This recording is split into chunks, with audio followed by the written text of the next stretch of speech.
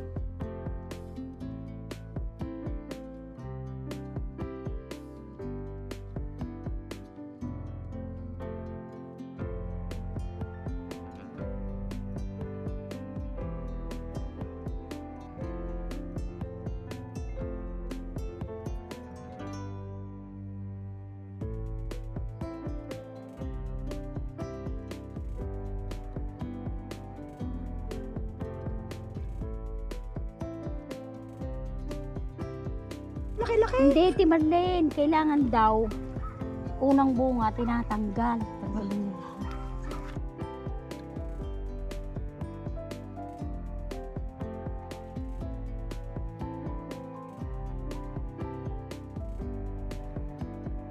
May pumilipit na para daw sumuloy. Tsaka madaling mabulok pagka ganyan.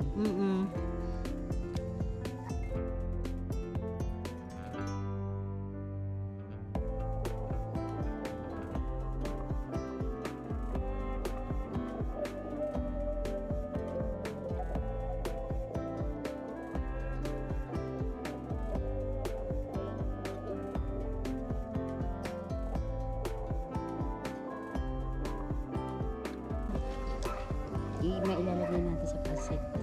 Tama-tama. Yung dalawa. Sabayaan mo na yung, di ba, na 3 minutes. Ano yung damay? Una po tuloy yata na ano ba? Hindi.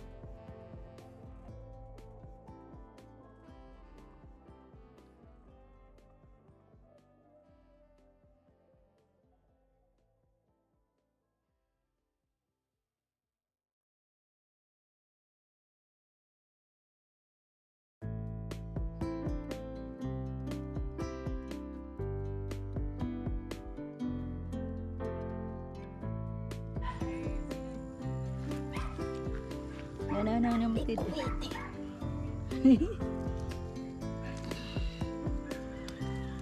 Napabagsa ng sayang naman ang mga puno pagka nakain ng kambing. Ano naman ang kung nakain ng kambing ay ano? Kinakain ko ba sa kambing?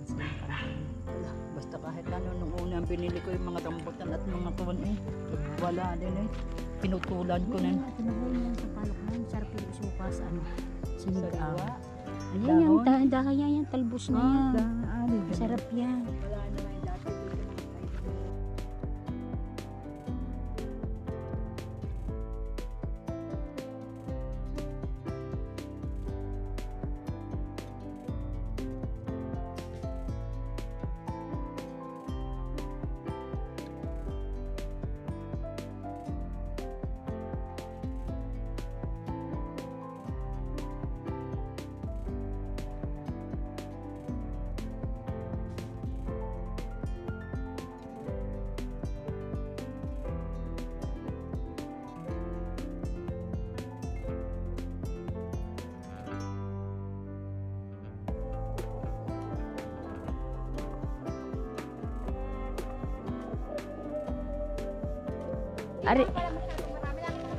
Ari daw ay variegated. Yan, o nasa baba. Yung Ang dami na May magpuputi ang dahon niya. variegated nga ho. Pero parehas din ang lasa.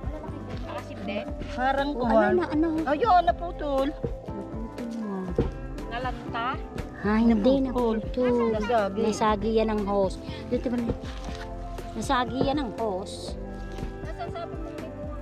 Doon. Oh, pabayaan natin, tiran. Ang isa. Yan na. Ay, Ate Marlene, ang dami naman. Sige, kuhanin mo na yan. Ito, oh, ang daming bago. Ah, yun nga pala, labo ng mata. Ang dami mo suso. Yun pala yung mga pala yan ang bubunga. Oo, ay, ari kay bulaklak o ano. Bulaklak ko, ay yan. ang ano, Ano? bunga. Ano pa, Ate Marlene? Inubos na, sabi ko, tira naman ng puno. Parehas din ang lasa. Ang nakakatuwa. Ano lasa kaya? Gayon Teka, din. teka, tikman natin. Para... Titikman nyo naman ay tuyo.